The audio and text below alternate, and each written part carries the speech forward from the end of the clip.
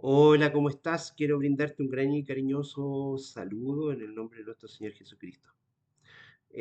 Dijimos que el evangelismo tiene que ver con la gracia, tiene que ver con la persona de Cristo. El evangelio es una persona, pero todo está unido entre sí. Para aquellos que son soberbios también debemos predicar el mensaje de la Escritura para que vean su condición.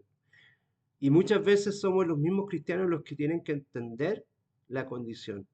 Porque el mensaje de Cristo es aquel que está lleno de orgullo, que está lleno de soberbia. Y por eso es que hemos usado el mensaje de la ley para decirlo como Jesús se lo señaló a un joven rico lleno de soberbia y como Pablo también lo hizo. Quiero invitarte a que a través de estos mensajes podamos comprender el mensaje que Cristo quería señalar. Pablo usaba la ley tanto con los judíos como con los gentiles. Mira qué paradójico.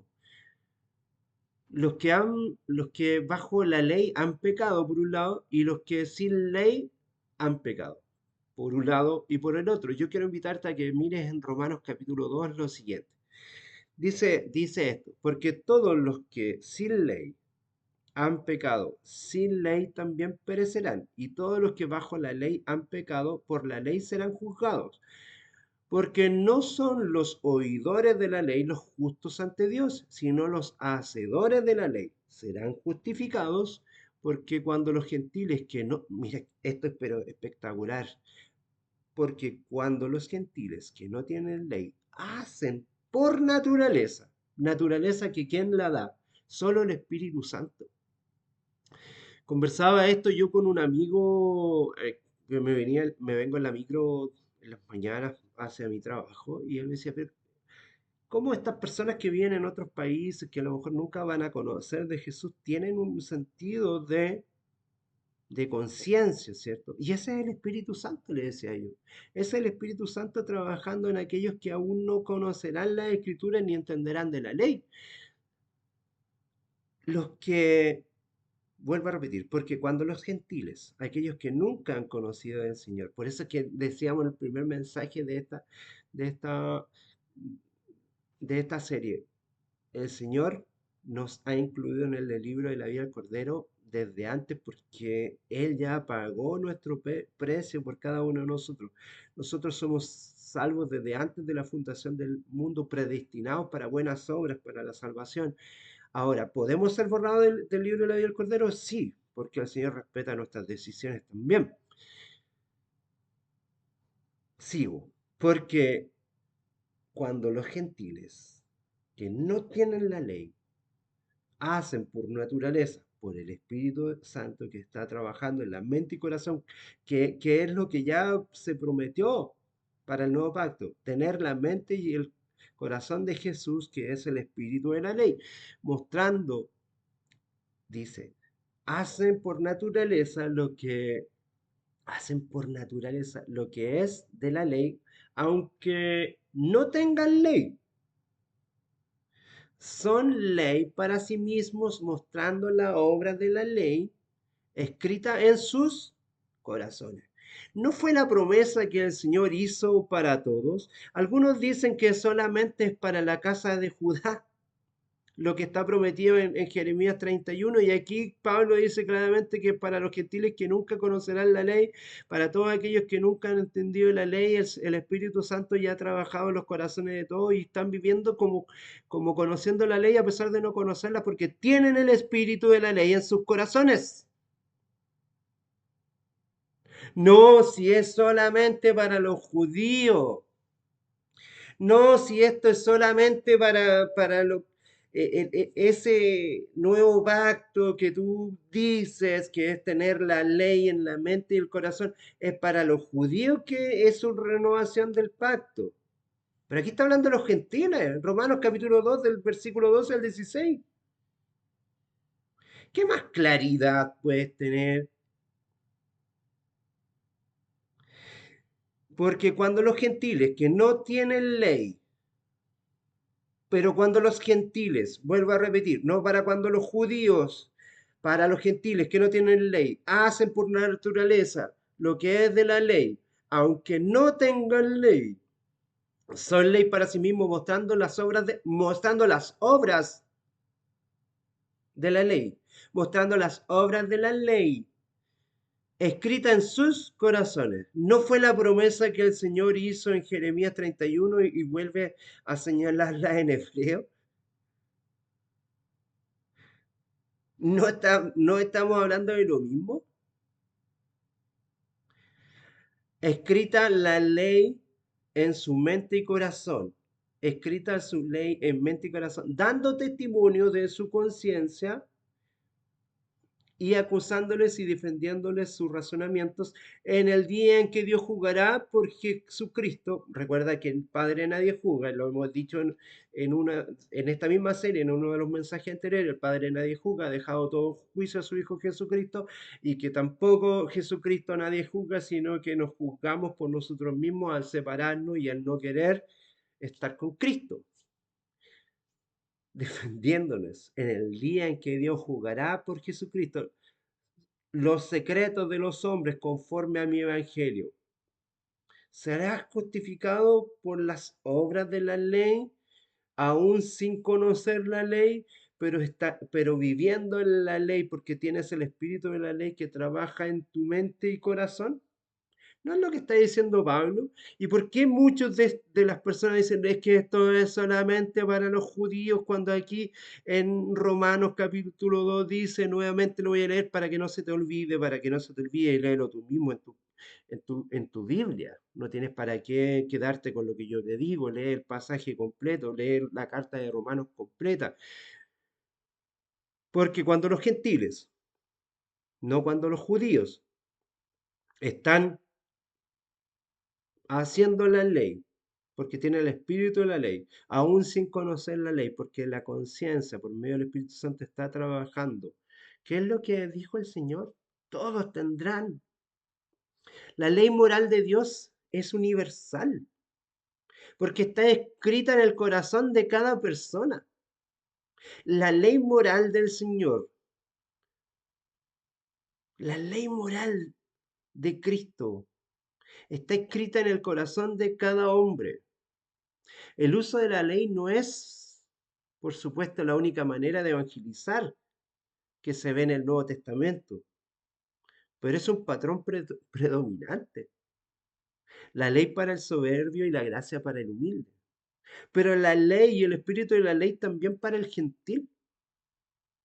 El espíritu de la ley puesto en el corazón del gentil.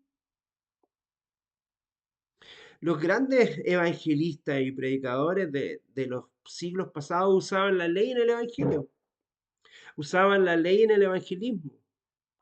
Para nombrarte algunos pasajes y algunas citas de algunos predicadores famosos, quiero que te quedes con eso. Dentro de los héroes de la fe modernos de los últimos siglos de la iglesia, predicadores y evangelistas protestantes, no te estoy nombrando personas. Mira, el servicio más alto al cual un hombre puede obtener en esta tierra es el de predicar la ley de Dios. ¿Quién lo dice? Juan Wycliffe, protestante, una persona que sale quizás un poco más de 100 años antes de darse la reforma, quien impulsó a Wycliffe, casi 200 años antes de Lutero, quien tocó el corazón de Hus también. Ya, ya, bueno, no tenía claridad, a lo mejor tú me puedes decir, ya la ley no es lo que él quería presentar. El servicio más alto en el cual un hombre puede obtener en esta tierra es el de predicar la ley de Dios.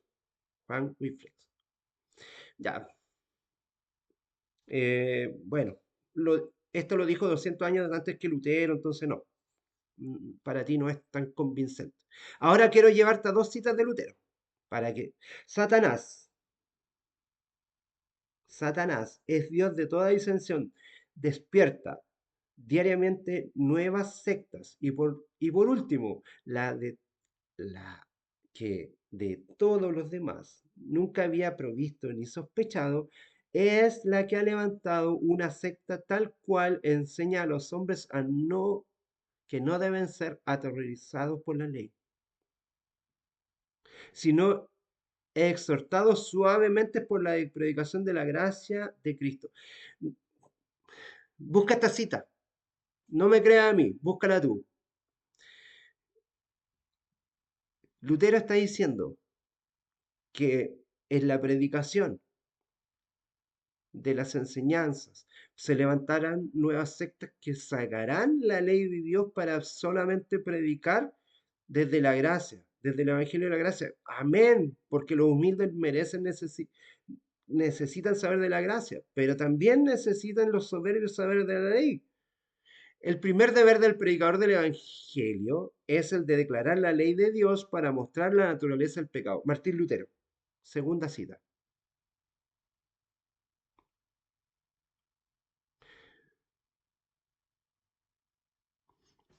Primero debemos ser promovidos por la ley para exhortar a aquellos predicadores suaves que solamente no están entregando ningún alimento sólido. Así lo manifestaba Martín Lutero. Y en segundo lugar, cada predicador del Evangelio debe declarar la ley de Dios para mostrar la naturaleza del pecado.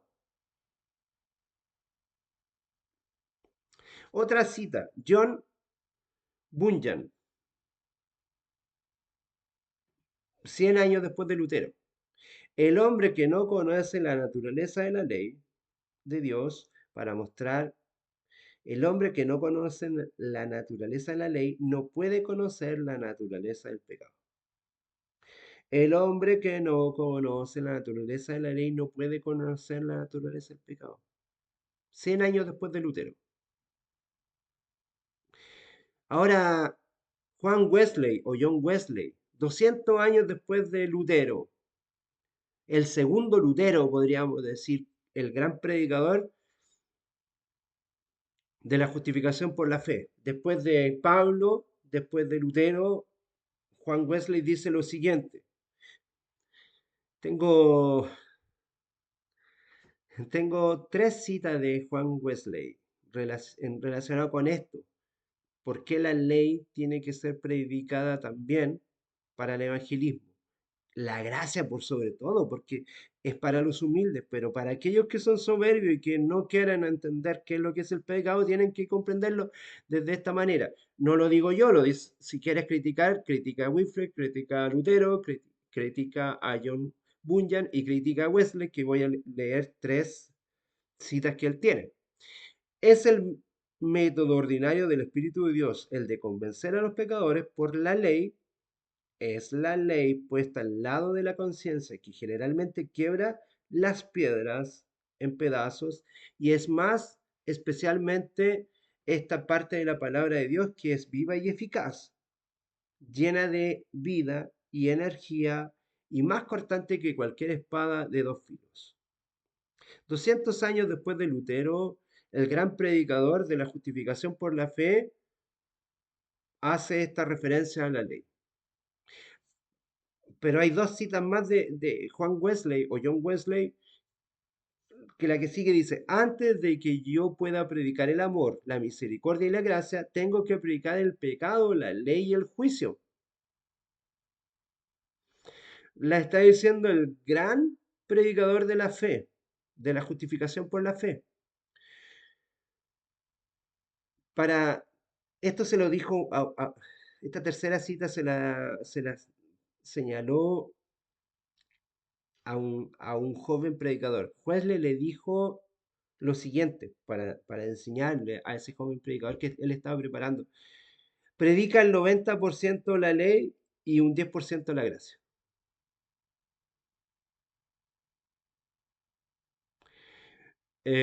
Y así podríamos citar a muchos otros. Tengo muchas otras citas que podría señalar. Ahora, yo soy bautista y voy a citar a dos. Bueno, voy a quedarme con uno, que tú lo conoces seguramente. Charles Spurgeon. Y, y- y es un predicador de la gracia muy claro, pero dijo, yo no creo estoy leyendo, yo no creo que un hombre pueda predicar el evangelio sin predicar la ley. Una segunda cita de Charles Spurgeon dice, bajo la ley, escucha bien,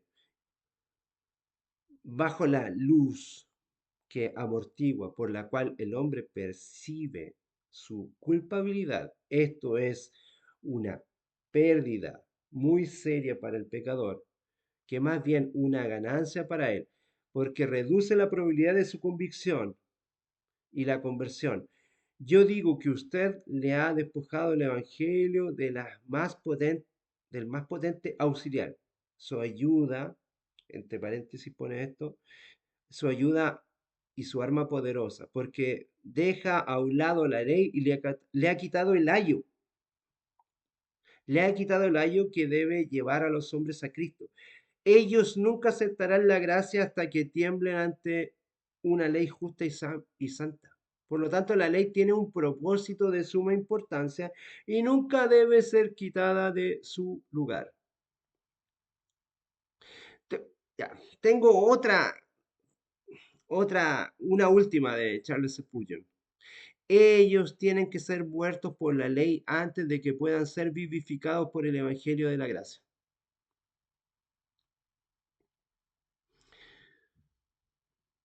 Lutero, Juan Wesley, Spurgeon,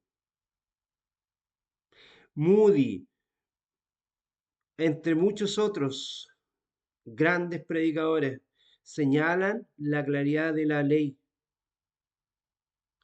Martin Lloyd Jones, entre otros.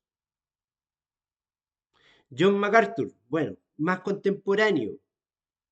Una última cita. Estamos señalando que el Evangelio de la Gracia tiene que ser predicado, pero el Evangelio de la ley tiene que ser predicado para aquellos que son soberbios. Eh, eh, quiero dejar en claro eso, porque para que entiendan la claridad del pecado. La gracia de Dios. Estoy leyendo una cita de John MacArthur. La gracia de Dios no se puede predicar fielmente a los incrédulos hasta que se haya predicado la ley. Vuelvo a repetir, la gracia de Dios no se puede predicar fielmente a los incrédulos hasta que se haya predicado la ley para revelar la naturaleza corrupta del hombre. Es imposible que una persona conozca completamente la necesidad de la gracia de Dios si no ve que tan terriblemente ha fallado en guardar las normas de la ley de Dios.